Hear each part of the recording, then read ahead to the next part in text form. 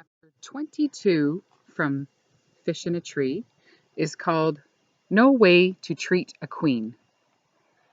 Later, I tried to call Albert, but a recording says that the number is no longer in service, and I worry that he had to move away or something.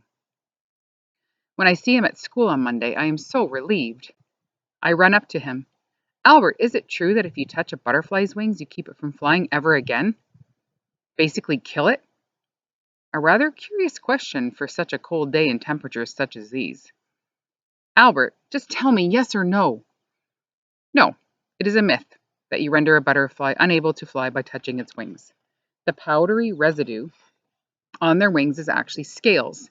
They shed these scales on a regular basis, so merely touching them is okay. You only injure the butterfly if its wings are torn. I remember how the lady said its wings weren't torn. I hug Albert until I realize what I'm doing. His surprised expression is so hilarious. Like Einstein himself just told him that Earth is not round, but instead shaped like a spoon. Nice shirt, Albert. Is it new? Shay laughs at her own comment. Before he can answer, she draws her finger down her own sleeve. I got a new sweater. It's purple, which is the color of royalty, she says, looking directly at me. That's why it's my favorite. I wonder what she wants from us, and I hate that I never know what to say to her. I come up with great comebacks to her the next morning, hunched over a bowl of cereal. Indeed, purple is the color of royalty, Albert tells Shay. Yes, yes, it is. Her voice is sing-songy and makes me wish she'd go eat paste. You two are just so uncouth, she turns to me. I bet Allie doesn't even know what the word uncouth even means. Do you? I know what uncouth means, Albert says. I know something else, too. Only an uncouth person would wear snail snot. She looks at us like we're wearing it. You say purple is the color of royals, he says. They only wear purple because it was the most difficult and expensive color to make. In medieval times, they needed to collect 3,000 Murex brandaris snails to have enough slime to make one cloak. So good for you. I'd prefer beige. He turns to me. What about you, Allie? Slime or beige? Oh, I'd have to go for beige. I try not to smile as much as I want to, and I try to keep my voice from sounding as happy as it is, because the look on Shay's face when she looks down at her new sweater, like she is actually covered in snail slime, is pretty unforgettable.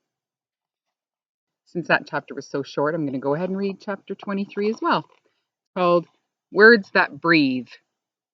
Monday is vocabulary day, when Mr. Daniels goes over the new words for the week. As far as reading lessons go, this isn't so bad. All I have to do is listen as he tells us the word's meaning, and I can usually remember it because I make mind movies about each one, and that helps me remember.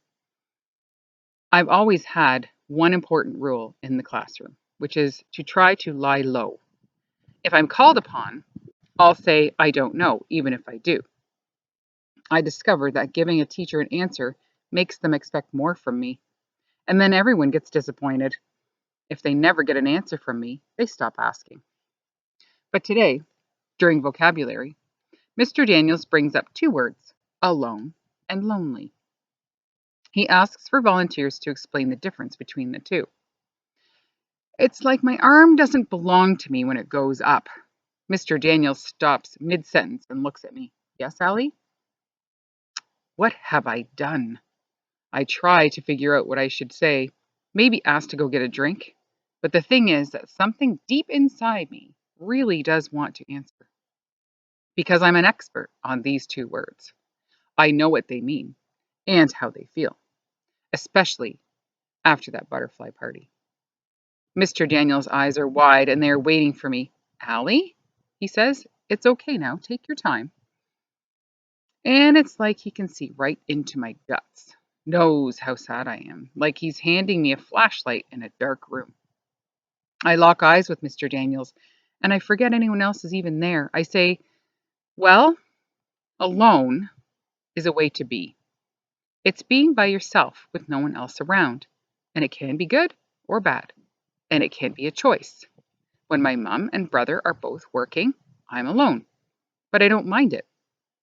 I swallow hard, shifting in my seat. But being lonely is never a choice.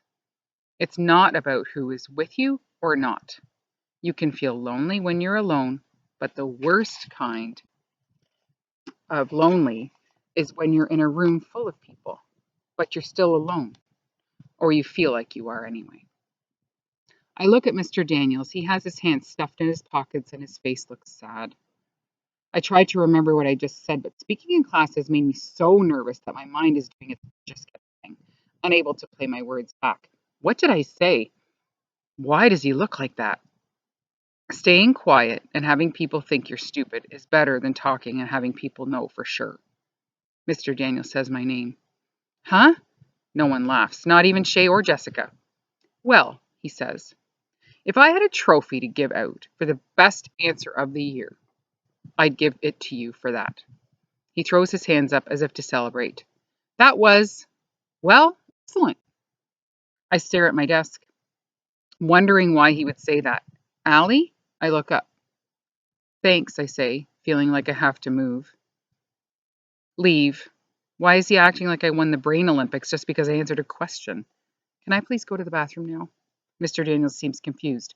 Oh, yeah, sure, Allie, go ahead. When I stand, Shay squints at me and shakes her head. She doesn't even have to say anything, and my brain plays the things she would say. Even when I do something right, I feel like I've done something wrong. If I were a coin, I'd be a wooden nickel.